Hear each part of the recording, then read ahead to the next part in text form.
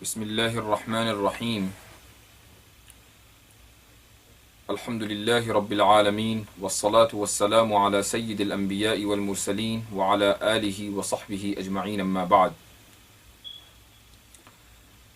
آج کی مجلس میں انشاءاللہ العزیز ہم قرآن کریم کے تیسرے جز کی مختصر تفسیر بیان کریں گے اور یہ سمجھیں گے کہ قرآن کریم کے اس جز میں اللہ سبحانہ وتعالی نے پوری انسانیت کو کیا پیغام دیا ہے۔ قرآن کریم کے اس تیسرے پارے کا آغاز ہوتا ہے اعوذ باللہ من الشیطان الرجیم بسم اللہ الرحمن الرحیم تلک الرسل فضلنا بعضهم على بعض۔ اس آیت میں اللہ سبحانہ وتعالی نے یہ نکتہ بیان فرمایا ہے کہ سارے انبیاء اور سارے رسول برابر نہیں ہوتے، بلکہ ان میں بھی درجہ بندی ہے۔ کوئی نبی کسی دوسرے سے افضل ہے، کوئی رسول کسی دوسرے سے افضل ہے، یہ بہت ممکن ہے۔ نبی کریم صلی اللہ علیہ وسلم افضل الانبیاء اور افضل الرسل ہیں، تمام انبیاء اور تمام رسولوں سے افضل ہیں۔ اسی طریقے سے حضرت ابراہیم علیہ السلام کی افضلیت قرآن کریم نے جگہ جگہ بیان کی ہے۔ حضرت موسیٰ، حضرت عیسیٰ علیہ السلام کی فضیلت دوسرے انبیاء اور رسولوں پر آیا ہے، اور پھر نبی کریم علیہ السلام کی فضیلت تو تمام انبیاء اور تمام رسولوں کے اوپر قرآن کریم نے جگہ جگہ بیان کر دی ہے، اور خود نبی کریم صلی اللہ علیہ وسلم کی زبانی بھی اللہ سبحانہ وتعالی نے اس بات کا اعلان کر دیا ہے کہ آپ صلی اللہ علیہ وسلم ہی تمام انبیاء کے سردار اور رسولوں کے سردار ہیں۔ تو اس آیت کا، اس پارے کا آغاز کچھ اس مضمون سے ہوتا ہے، اور اس کے بعد اللہ سبحانہ وتعالی سورہ بقرہ کی آیت نمبر 254 میں ارشاد فرماتے ہیں کہ انسان کے مسلمان اللہ کی راہ میں زیادہ سے زیادہ خرچ کریں۔ یا ایھا الذین آمنوا انفقوا مما رزقناکم من قبل ان یأتی یوم لا بیع فیہ ولا خلۃ ولا شفاعہ۔ ایک بہت اہم آیت ہے، اور ہر مسلمان کو اس آیت کے اوپر غور و فکر کرنا چاہیے۔ جس مال کو وہ اپنے لیے عزیز سمجھتا ہے اور یہ سمجھتا ہے کہ یہ مال پوری زندگی میرے کام آئے گا، میرا ساتھ دے گا، ہرگز نہیں۔ اللہ سبحانہ وتعالی واضح الفاظ میں یہ ارشاد فرما رہے ہیں کہ اے لوگو، اے ایمان والو، جو ہم نے تمہیں دیا ہے، جو تمہارے پاس ہے وہ تمہارا نہیں ہے، وہ ہماری طرف سے دی گئی ایک امانت ہے۔ جو ہم نے تمہیں دیا ہے اس میں سے خرچ کرو، اس دن کے آنے سے پہلے جس دن نہ تم کچھ خرید سکو گے نہ بیچ سکو گے، جس دن نہ کوئی دوستی کام آئے گی نہ کسی کی سفارش کام آئے گی۔ آج وقت ہے اللہ کی راہ میں خرچ کر دینے کا، آج وقت ہے کہ خرچ کر کے نفقہ اور اللہ کی راہ میں انفاق کر کے زیادہ سے زیادہ صدقہ اور خیرات کر کے جو گناہ تم نے کیے ہیں ان گناہوں سے خلاصی حاصل کر لو۔ بہت سے گناہ ایسے ہوتے ہیں کہ انسان توبہ کرتا ہے، دوبارہ پھر ان گناہوں کے اندر مبتلا ہو جاتا ہے، پھر توبہ کرتا ہے، پھر گناہوں کے اندر مبتلا ہو جاتا ہے۔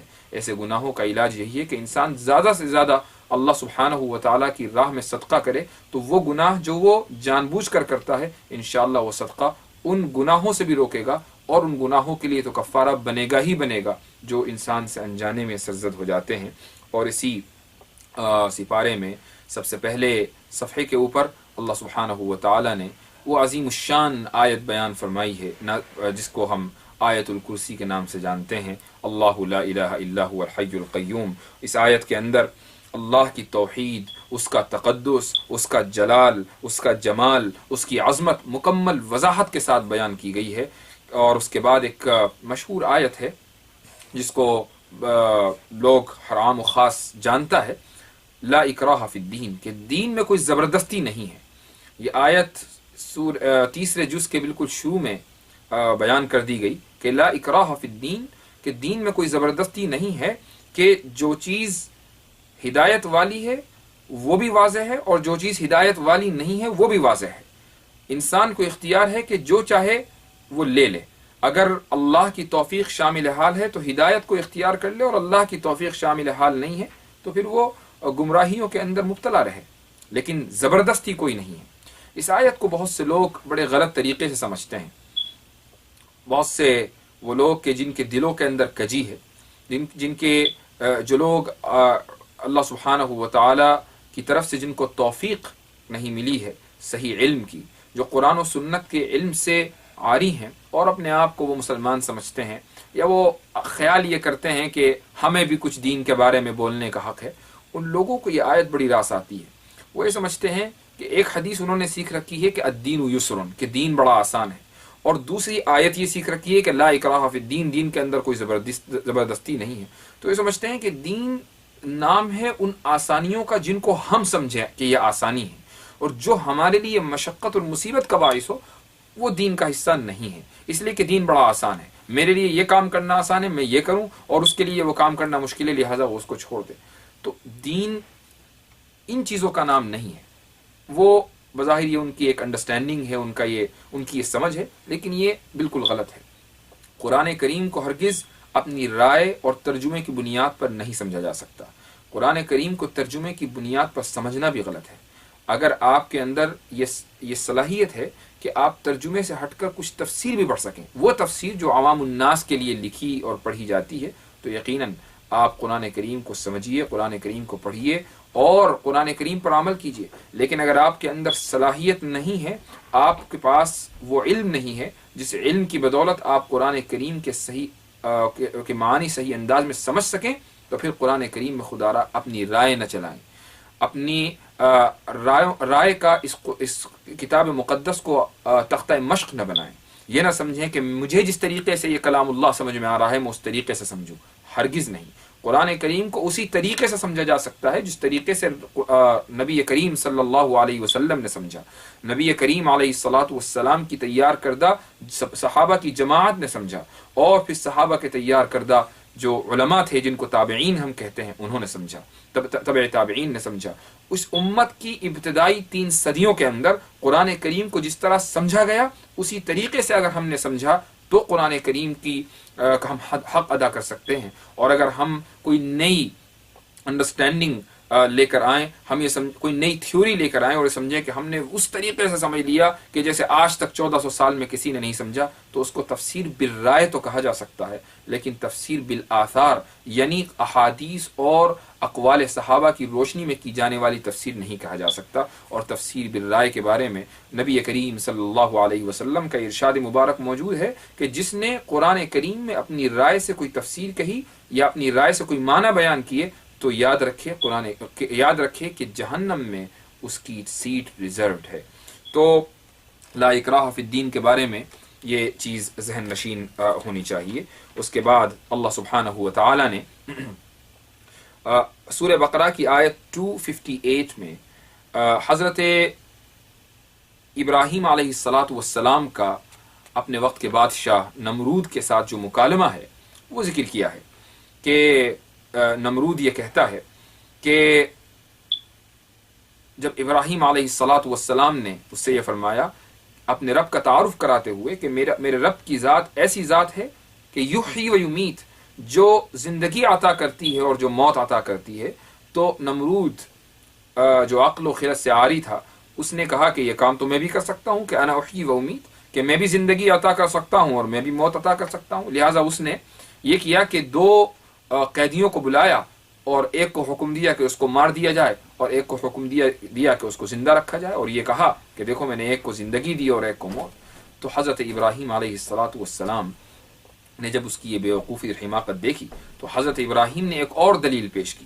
آپ نے فرمایا کہ فَإِنَّ اللَّهَ يَأْتِي بِالشَّمْسِ مِنَ الْمَشْرِقِ فَأْتِ بِهَا مِنَ الْمَغْرِبِ، میرا رب اس بات پر قادر ہے کہ وہ سورج کو مشرق سے نکال دے۔ اگر تم خدائی کا دعویٰ کرتے ہو، تم ربوبیت کا دعویٰ کرتے ہو، تم قدرت کا دعویٰ کرتے ہو، تو تم اس کا الٹا کر کے دکھاؤ، تم سورج کو مغرب سے نکال کر دکھاؤ اور میرے رب کے خلاف جا کر دکھاؤ۔ تو ظاہر ہے کہ فبہت الذی کفر، وہ شخص مبہوت ہو کر رہ گیا، وہ شخص حیران اور پریشان ہو کر رہ گیا کہ آخر اس حجت کا اور اس دلیل کا جواب کیسے دیا جائے۔ اس کے بعد حضرت عزیر علیہ السلام کا ایک عجیب و غریب واقعہ یہاں پیش کیا گیا ہے کہ جس میں وہ ایک بستی سے گزرے، اور ایسی بستی کہ جو بالکل ویران تھی، اجڑی ہوئی تھی، اور جہاں کے مکین مر چکے تھے۔ تو حضرت عزیر علیہ السلام نے یہ فرمایا کہ آخر کس طرح اللہ سبحانہ و تعالیٰ، میں یہ دیکھنا چاہتا ہوں کہ کیسے اللہ سبحانہ و تعالیٰ ایسی ویران بستی کو اور اس کے بسنے والوں کو زندہ کریں گے اور اپنی دربار میں حاضر کریں گے روز محشر. تو حضرت عزیر علیہ السلام کا یہ تعجب انکار کی بنیاد پر نہیں تھا. ایسا نہیں تھا کہ ان کو یقین نہیں تھا کہ اللہ سبحانہ و تعالی زندہ کرنے پر بھی قادر ہے، ہرگز نہیں. وہ صرف ایک دیکھنا چاہتے تھے مزید اطمینان قلب کے لیے. تو اللہ سبحانہ و تعالی نے ان کو اطمینان قلب اس طریقے سے دیا کہ اللہ فرماتے ہیں کہ فَأَمَاتَهُ اللَّهُ 100 عَامٍ ثُمَّ بَعَثَهُ. اللہ سبحانہ و تعالی نے عزیر علیہ السلام کو 100 سال کے لیے موت دے دی اور اس کے بعد پھر ان کو زندہ کیا اور پھر ان سے پوچھا کہ کم لبثت، تم کتنے دن اس حالت میں رہے؟ وہ یہ کہنے لگے کہ لبثت یوما او بعض یوم، شاید میں ایک دن یا ایک سے کچھ زائد دن سویا رہا ہوں گا. تو اللہ سبحانہ و تعالی نے ارشاد فرمایا قال بل لبثت 100 عام فانظر الى طعامك وشرابك لم يتسنه وانظر الى حمارك. اللہ سبحانہ و تعالی نے فرمایا کہ نہیں، تم 100 سال تک تم اس حالت میں رہے ہو. اب یہاں 2 نشانیاں دیکھو.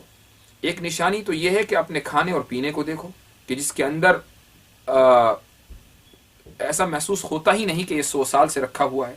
اور اپنے گدھے کو دیکھو کہ جس کی جو گوشت جس کے اوپر سے ختم ہو گیا اور وہ ہڈی کا ڈھانچہ بن چکا ہے، جو بتا رہا ہے کہ 100 سال سے تم 100 سال اس حالت میں رہے ہو. تو اس کے بعد اللہ سبحانہ و تعالی اس ڈھانچے کے اوپر گوشت چڑھاتے ہیں اور اس کو زندہ کر دیتے ہیں. اور یوں حضرت عزیر علیہ السلام لائیو اپنی زندگی میں دیکھتے ہیں کہ کیسے اللہ سبحانہ و تعالی مردوں کو زندہ فرمائیں گے. اسی سے ملتا جلتا ایک واقعہ حضرت ابراہیم علیہ السلام کا ہے کہ وہ اپنے قلب کے اطمینان کے لیے اللہ سبحانہ و تعالی سے دعا فرماتے ہیں کہ رب ارینی کیف تحیی الموتى، اے رب آپ مجھے دکھائیے کہ آپ مردوں کو کیسے زندہ کریں گے. یہ سورہ بقرہ کی آیت نمبر 260 ہے جس میں ابراہیم علیہ السلام یہ دعا فرما رہے ہیں کہ رب ارینی کیف تحیی الموتى. اللہ سبحانہ و تعالی حالانکہ علام الغیوب ہیں، جانتے ہیں کہ ابراہیم علیہ السلام کا یہ سوال کسی شک کی بنیاد پر نہیں ہے اور العیاذ باللہ کفر کی بنیاد پر نہیں ہے، بلکہ یہ سوال اطمینان قلب کی بنیاد پر ہے. لیکن اس کے باوجود فرماتے ہیں کہ اولم تؤمن، کیوں ایمان نہیں ہے کیا تم ایمان نہیں رکھتے؟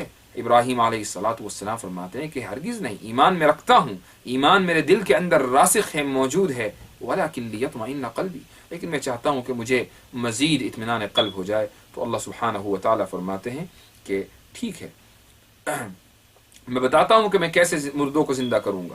اس کا جواب اس طریقے سے دیا گیا کہ تم 4 پرندے پکڑو اور پھر ان کے بدن کے مختلف اجزاء مختلف پہاڑیوں پر رکھاؤ، ان کو ذبح کرو اور ان کے مختلف اجزاء مختلف پہاڑیوں کے اوپر رکھاؤ اور اس کے بعد پھر ان کو آواز دو تو وہ اللہ کے حکم سے دوڑے چلے آئیں گے. سارے اجزاء ان کے ایک جگہ جمع ہوں گے اور وہ دوبارہ ایک جسم اور ایک جان کی شکل اختیار کریں گے اور تمہاری خدمت میں حاضر ہو جائیں گے. اس طریقے سے اللہ سبحانہ و تعالی نے 2 چیزوں کا اظہار فرمایا. ایک تو یہ حضرت ابراہیم علیہ السلام کا معجزہ ہو گیا اور ساتھ ساتھ حضرت ابراہیم علیہ السلام کے اطمینان قلب کا ذریعہ بھی بن گیا کہ کیسے اللہ سبحانہ و تعالی مردوں کو زندہ فرماتے ہیں. اور اس کے بعد پھر آیت نمبر 262 میں انفاق فی سبیل اللہ یعنی اللہ کے راہ میں خرچ کرنے کے فضائل بیان کیے گئے ہیں. اللہ سبحانہ و تعالی فرماتے ہیں الذین ينفقون اموالهم فی سبیل اللہ ثم لا يتبعون ما انفقوا منا ولا اذى لهم اجرهم عند ربهم، کہ جو لوگ اللہ کی راہ میں خرچ کرتے ہیں اور اس کے بعد خرچ کرنے کے بعد نہ احسان جتاتے ہیں اور نہ ہی تکلیف پہنچاتے ہیں، ان کے لیے لهم اجرهم عند ربهم، ان کے لیے اجر ہے ان کے رب کے پاس، لا خوف علیہم ولا هم يحزنون. دراصل ان آیتوں کے اندر یہ حکم دیا گیا ہے، ترغیب دی گئی ہے اللہ کی راہ میں خرچ کرنے کی، لیکن ساتھ ہی یہ بھی بتا دیا گیا کہ یہ جو تم خرچ کر رہے ہو یہ تم اللہ پر احسان نہیں کر رہے ہو. اور جس انسان کو تم اگر کسی غریب کو تم صدقہ دے رہے ہو، خیرات دے رہے ہو، تو یہ اس غریب کے اوپر احسان نہیں ہے، احسان تم نے اپنی ذات کے اوپر کیا ہے. اس غریب کو خرچ دے کر، اس غریب کو صدقہ اور خیرات دے کر تم نے اپنی ذات کے اوپر احسان کیا ہے، اس لیے کہ اس صدقے اور خیرات کے بدلے تمہارے گناہ دھل گئے، تمہارے درجے کے اندر اضافہ ہو گیا، تم اللہ سبحانہ و تعالیٰ کے نزدیک، اللہ سبحانہ و تعالیٰ کے پاس تمہارا اجر محفوظ ہو گیا.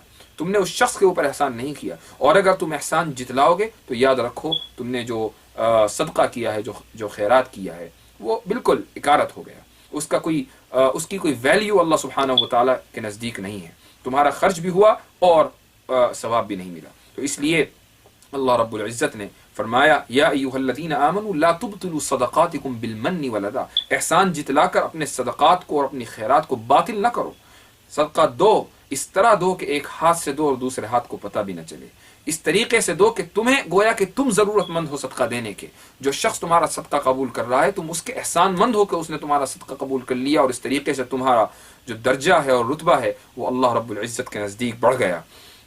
تو ان آیتوں کے اندر انفاق فی سبیل اللہ کے فضائل بیان کیے گئے ہیں، اور پھر یہ طویل آیتیں ہیں۔ اس کے بعد آیت نمبر 276 کے اندر یہ سود کے بارے میں ایک حکم ہے، جس میں اللہ سبحانہ و تعالیٰ فرماتے ہیں یمحق اللہ الربا ویربی الصدقات، اللہ سبحانہ و تعالیٰ سود کو مٹاتا ہے اور صدقہ و خیرات کو بڑھاتا ہے۔ تم صدقہ دو گے تو نہ صرف یہ کہ اس کا ثواب بڑھے گا بلکہ یربی الصدقات، یہ چیز بہت اہم ہے، ہر مسلمان کو اس چیز کے اوپر غور کرنا چاہیے اور تجربہ ضرور کرنا چاہیے کہ اللہ نے یہاں فرمایا یربی الصدقات، اللہ صدقات کو بڑھاتا ہے۔ اس کا مطلب کیا ہے؟ اس کے دو مطلب ہیں۔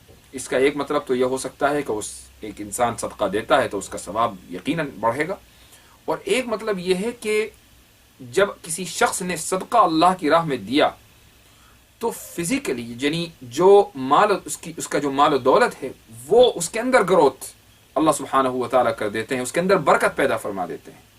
یہاں کون سے معنی مراد ہیں؟ یہاں دونوں معنی مراد ہو سکتے ہیں، اس لیے کہ اللہ سبحانہ و تعالیٰ نے کسی ایک معنی کی تخصیص نہیں کی کہ یہ والے معنی مراد ہیں، بلکہ مطلق یہ فرمایا کہ یربی الصدقات، اللہ صدقات کو بڑھاتا ہے۔ اب وہ مال و دولت کے اندر برکت کے طریقے سے ہو یا ثواب کے طریقے سے ہو یا دونوں طریقے سے ہو، یا اللہ سبحانہ و تعالیٰ کو اس پر قدرت ہے۔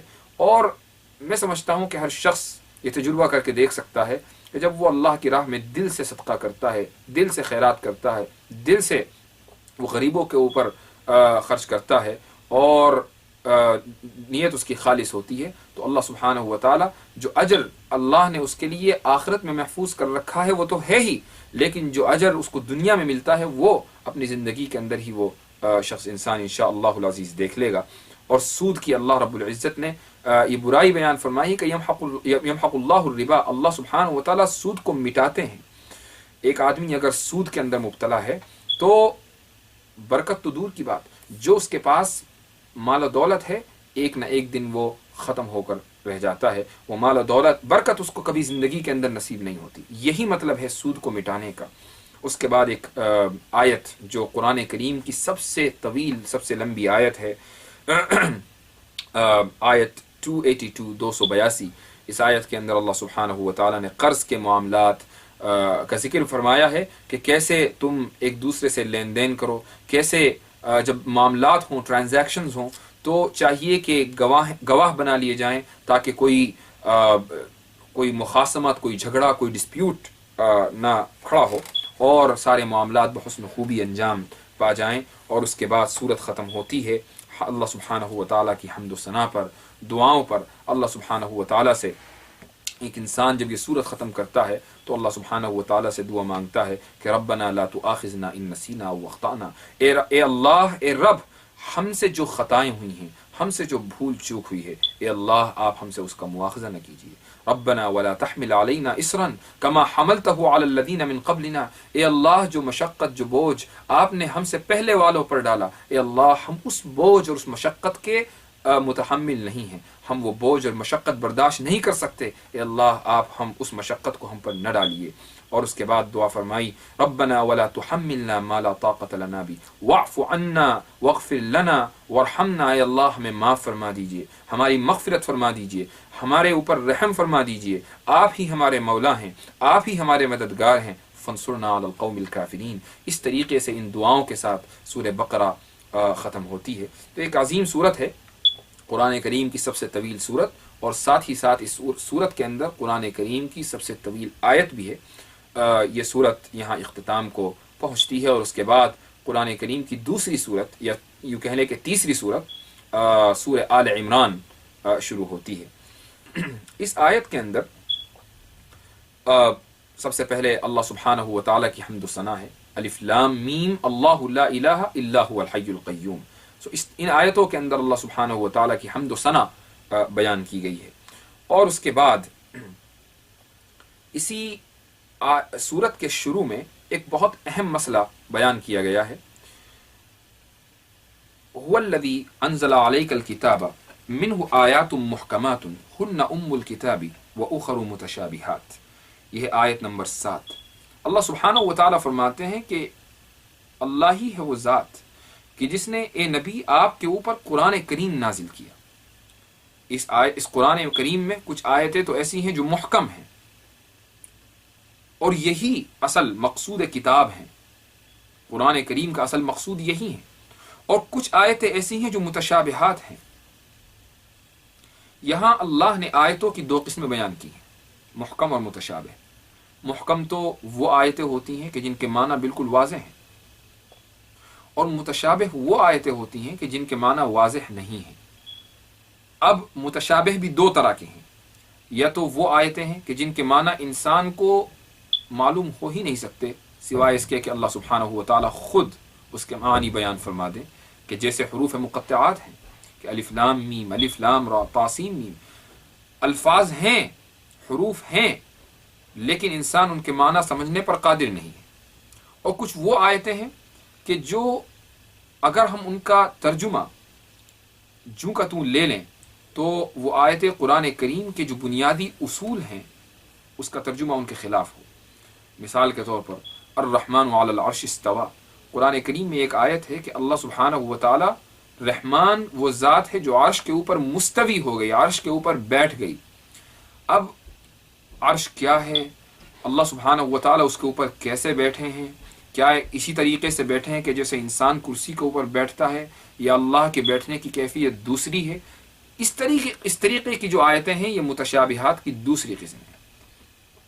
خواہ متشابہات کی پہلی قسم ہو یا دوسری، بحیثیت ایک مسلمان کے ہماری ذمہ داری یہ ہے کہ ہم ان آیتوں کو جو کا توں پڑھیں، قبول کریں، ان کے اوپر ایمان لائیں اور ان کے معنی کے اندر پڑھنا چھوڑ دیں.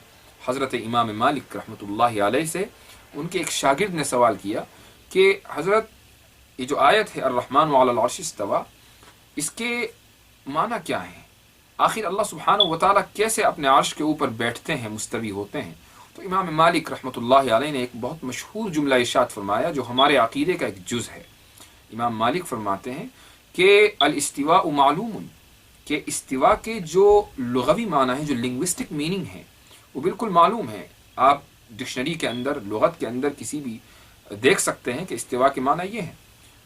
والکیف مجہول، لیکن اللہ اپنے عرش کے اوپر کیسے بیٹھے ہیں، کیسے مستوی ہیں، یہ چیز نامعلوم ہے. چونکہ اللہ نے خود اس کو بیان نہیں فرمایا، اللہ کے رسول نے اس کو بیان نہیں فرمایا. والایمان به لازم، لیکن چونکہ قرآن کریم میں اس کا تذکرہ موجود ہے اس لیے اس کے اوپر ایمان لانا بھی ضروری ہے. والسؤال عنہ بدعہ، اور اس کے بارے میں سوال کرنا یہ بدعت ہے. یہی حال تمام متشابہ آیات اور احادیث کا ہے کہ اگر ہم ان متشابہ آیات کے معنی اور ان کے مفہوم کے پیچھے پڑھیں تو یہ سوال کرنا بدعت ہے. امام مالک رحمۃ اللہ علیہ نے اس دروازے کو ہمیشہ کے لیے بند کر دیا کہ جس دروازے سے انسان کفر اور فسق و فجور کے اندر مبتلا ہو سکتا ہے. تو ان آیتوں کے اندر یہ ارشاد فرمایا کہ وما يعلم تأویلہ الا اللہ، یہ جو آیتیں ہیں متشابہات، ان کی تفسیر اور ان کے معنی صرف اللہ سبحانہ و تعالی ہی جانتے ہیں. اور جو لوگ راسخ فی العلم ہیں، یعنی جن کے پاس بہت پختہ علم ہے، علم خداوندی ہے، وہ بھی یہ کہتے ہیں کہ آمنا بہ کل من عند ربنا، کہ ہم تو ان آیتوں کے اوپر ایمان لائے، یہ ساری آیتیں اللہ کی طرف سے ہیں. محکم آیتیں یعنی جن کے معنی واضح ہوں وہ بھی اللہ کی طرف سے، اور جن کے معنی واضح نہ ہوں وہ بھی اللہ کی طرف سے. ہمارا کام تو بحیثیت مسلمان کی یہ ہے کہ یہ آیت قرآن میں موجود ہے اور ہمیں اس کے اوپر ایمان لانا ہے. اس طریقے سے اس سورت کا آغاز ہوتا ہے. اور اس کے بعد سورہ آل عمران کی آیت نمبر 21 سے بنو اسرائیل کا ذکر ہوتا ہے کہ کیسے ان لوگوں نے اللہ کے احکام کا انکار کیا، اور نہ صرف احکام کا انکار کیا بلکہ انبیاء کو قتل کیا. اللہ سبحانہ و تعالیٰ فرماتے ہیں کہ ان الذین یکفرون بآیات اللہ ویقتلون النبیین بغیر حق، بے شک وہ لوگ کہ جو اللہ سبحانہ و تعالیٰ کی آیتوں کا انکار کرتے ہیں اور جو نبیوں کو ناحق قتل کر دیتے ہیں. یہاں سے اشارہ بنو اسرائیل ہی کی طرف ہے. اور اس کے بعد اللہ سبحانہ و تعالیٰ فرماتے ہیں کہ ان لوگوں کو دردناک عذاب کی خوشخبری دے دیجیے. پھر اللہ سبحانہ و تعالیٰ کچھ آیتوں کے بعد اپنی عظمت اور اپنا جلال بیان فرما رہے ہیں. اور ان آیتوں کے اندر یہ ارشاد ہے کہ اے محمد کہیے اللہم مالک الملک قل اللہم مالک الملک تؤتی الملک من تشاء وتنزع الملک ممن تشاء. اے محمد آپ کہیے کہ اے اللہ آپ مالک الملک ہیں، آپ اس کائنات کے مالک اور پالنہار ہیں. آپ جس کو چاہتے ہیں سلطنت عطا کرتے ہیں اور جس سے چاہتے ہیں سلطنت لے لیتے ہیں. جس کو چاہتے ہیں عزت بخشتے ہیں اور جس سے چاہتے ہیں عزت لے لیتے ہیں اور اس کو ذلت میں مبتلا کر دیتے ہیں. آپ ہی کے ہاتھ میں بھلائی ہے اور آپ ہی ہر چیز کے اوپر قادر ہیں. آپ ہی ہیں جو دن لے کر آتے ہیں اور آپ ہی ہیں جو رات لے کر آتے ہیں. آپ ہی ہیں کہ تخرج الحی من المیت وتخرج المیت من الحی. آپ ہی کی وہ ذات ہے جو زندہ کو مردہ سے نکالتی ہے اور جو مردہ کو زندہ سے نکالتی ہے. تو ان آیتوں کے اندر اللہ سبحانہ و تعالیٰ کی عظمت اور اللہ کے جلال کا بیان ہے. اس کے بعد حضرت مریم علیہ السلام کا ذکر خیر شروع ہوتا ہے آیت نمبر 35 سے، جس میں یہ ہے کہ ان کی والدہ نے منت مانی تھی، نظر مانی تھی جب وہ حاملہ تھی کہ جو کچھ بھی میرے یہاں پیدا ہوگا، لڑکا ہو کہ لڑکی، وہ اللہ کے لیے ہے، یعنی اللہ کی گھر کی خدمت کے لیے میں اس کو وقف کروں گی. ان کے یہاں لڑکی پیدا ہوئی جس کا انہوں نے مریم نام رکھا. تو وہ یہ کہتی ہیں کہ فلما وضعتھا، جب انہوں نے لڑکی جنی تو وہ یہ فرماتی ہیں کہ ربی انی وضعتھا انثی، اے میرا رب میں نے تو ایک لڑکی جن دی. واللہ اعلم بما وضعت، ظاہر ہے کہ اللہ سبحانہ و تعالیٰ کو بھی معلوم ہے کہ انہوں نے کیا جنا. لیکن اس کے باوجود چونکہ انہوں نے نظر مانی تھی اس لیے اللہ کے گھر کی خدمت کے لیے ان کو وقف کر دیا اور یوں وہ حضرت زکریا علیہ السلام کی کفالت میں آ گئیں.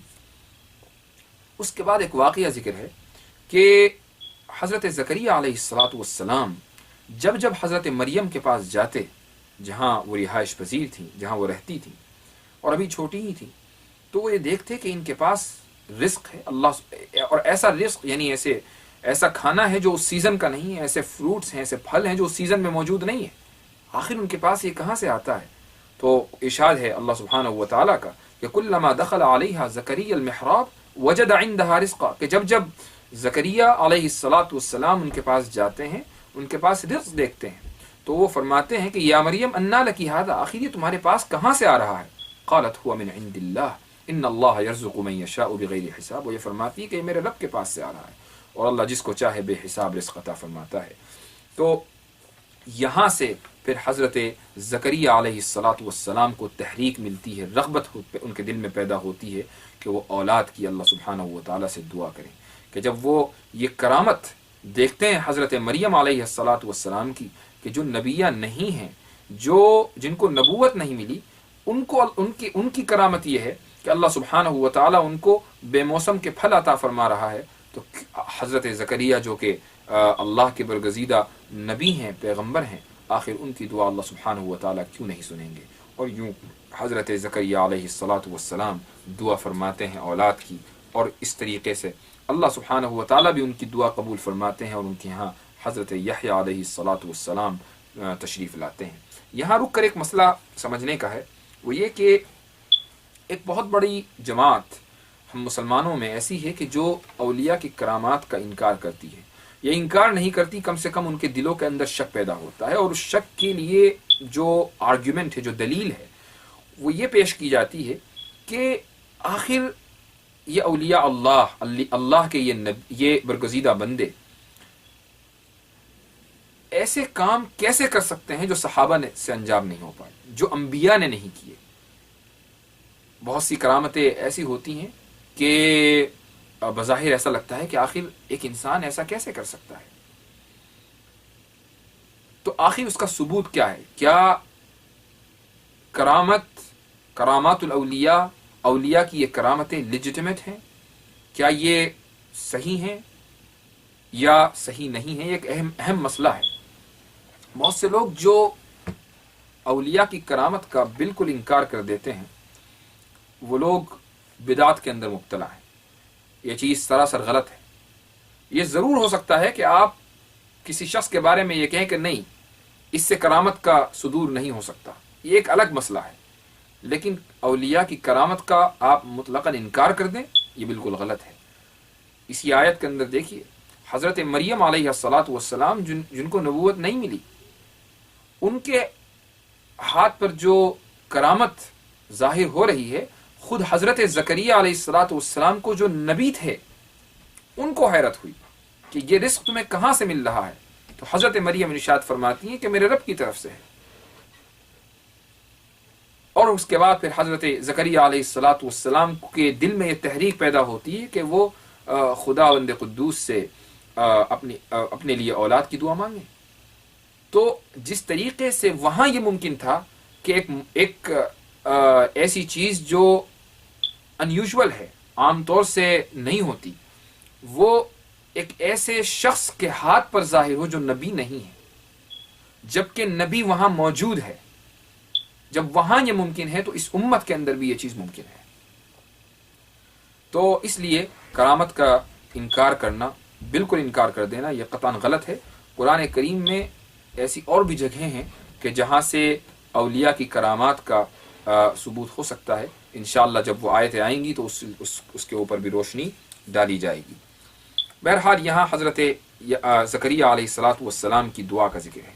اس کے بعد پھر آیت نمبر 45 میں حضرت مریم علیہ السلام کا یہ واقعہ ذکر ہے کہ جب ملائکہ نے کہا کہ یا مریم ان اللہ یبشرک بکلمۃ منہ اسمہ المسیح عیسی ابن مریم، کہ اللہ سبحانہ و تعالی مریم آپ کو ایک پیغمبر کی بشارت دے رہے ہیں کہ جو آپ کے یہاں پیدا ہوگا۔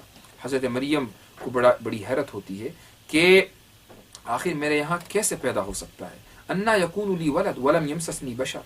اللہ سبحانہ و تعالیٰ فرماتے ہیں کہ ایسے ہی ہوگا جس طرح اللہ نے آدم کو بے ماں اور بے باپ کے پیدا کیا، کہ اللہ کو اس بات پر قدرت نہیں ہے کہ وہ عیسیٰ علیہ السلام کو بے باپ کے پیدا کرے، بلکہ یہ پیدا کرنا تو زیادہ آسان ہے اگر لوگوں کو یہ چیز مشکل نظر آتی ہے۔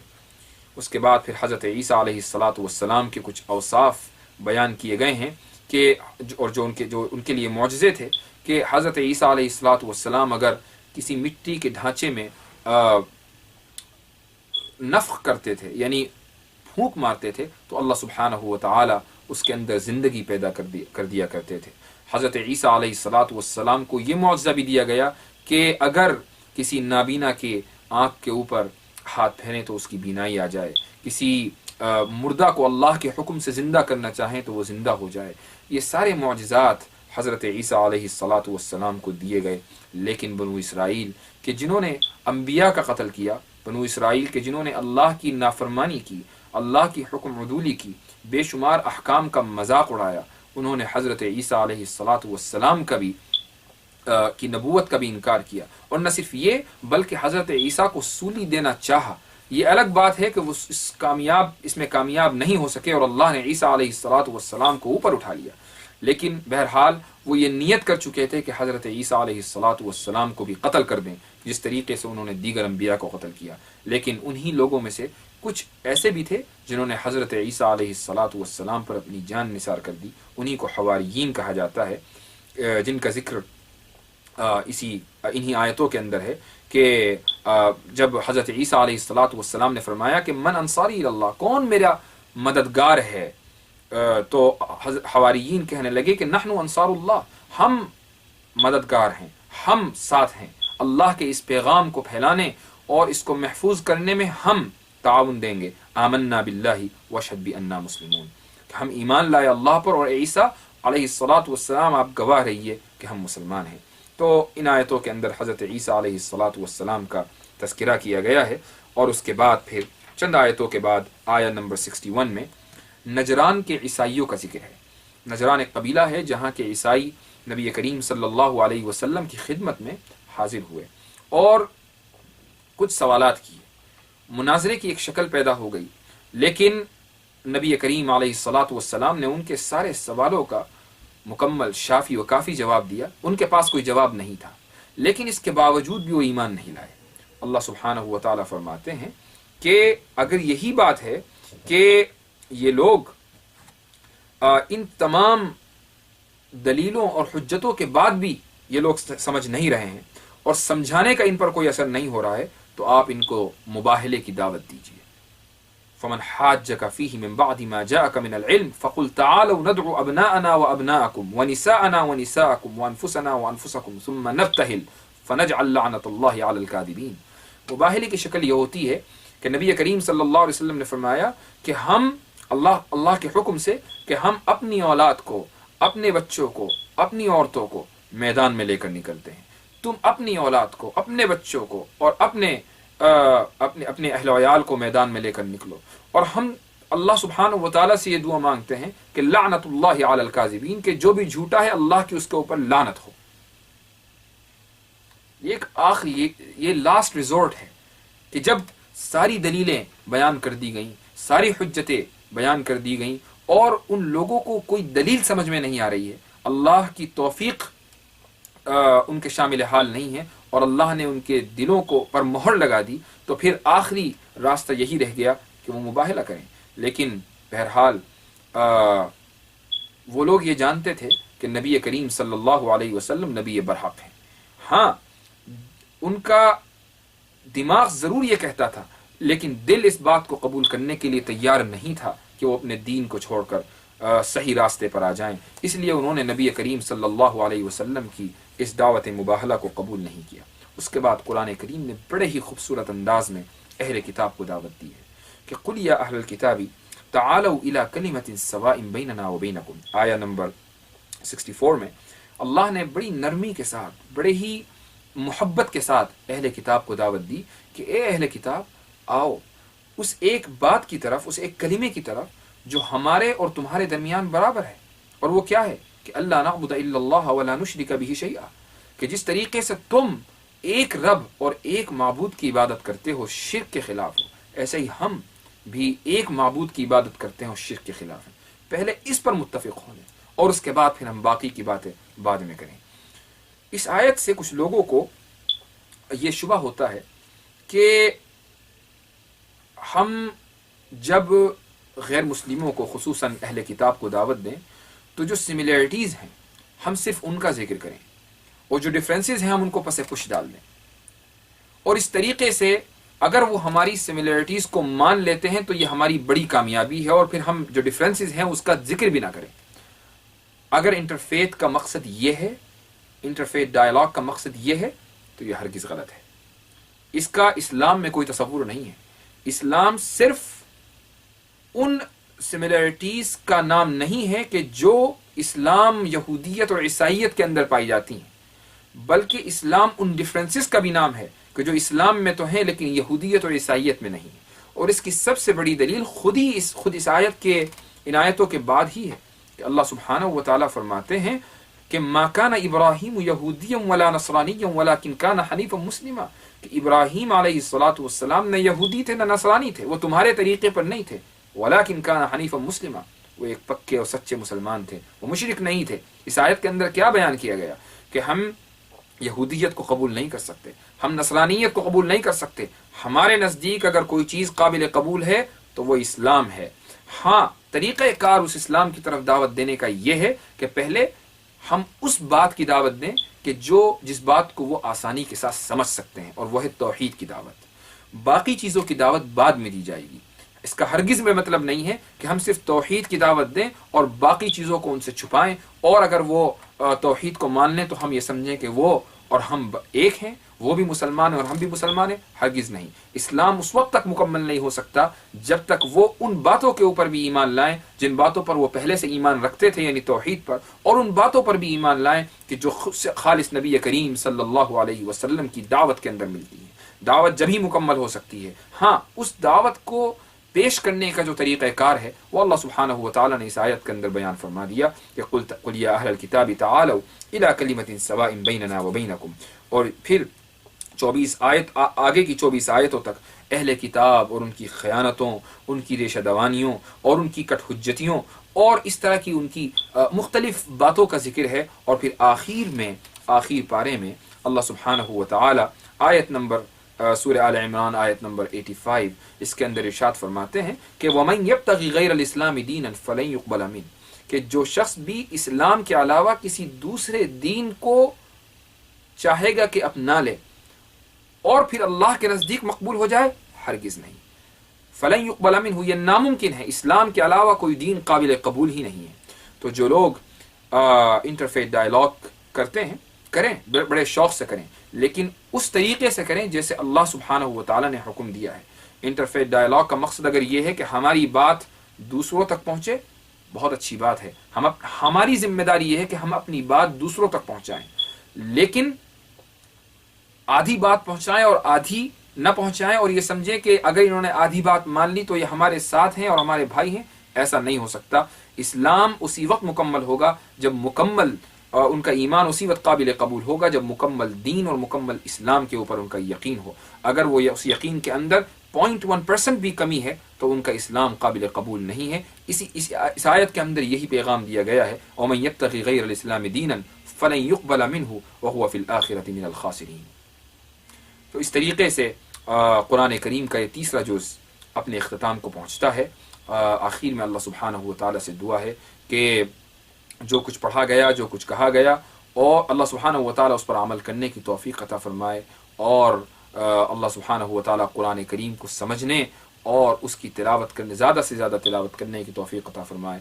جزاکم اللہ خیر الجزاء، وآخر دعوانا ان الحمد للہ رب العالمین، والسلام علیکم ورحمۃ اللہ وبرکاتہ۔